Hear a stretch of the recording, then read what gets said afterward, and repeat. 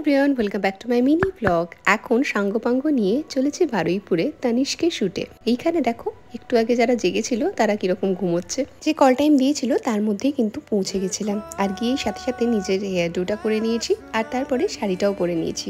কিন্তু এইবারে হয়েছে মুশকিল, শাড়ি পরার পরে জানা গেল যে এই কালারের শাড়ি পরা যাবে না, আর এদিকে আমি সেটা জানতাম না, তাই দোকানে গিয়ে আবার নতুন শাড়ি আমাকে কিনতে হলো।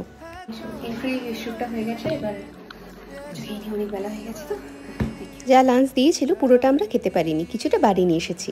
শাড়ি পাল্টে অবশেষে 5 ঘন্টা পরে আমরা শুট করতে যাচ্ছি। এইবারে শুরু হলো আমাদের আসল কাজ। প্রথমেই আমাদের কিছু ডায়মন্ডের কালেকশন শো করাতে হতো, এবং সেগুলো থেকেই 3টে আমি বেছে নিয়েছিলাম আমার পছন্দ মতো।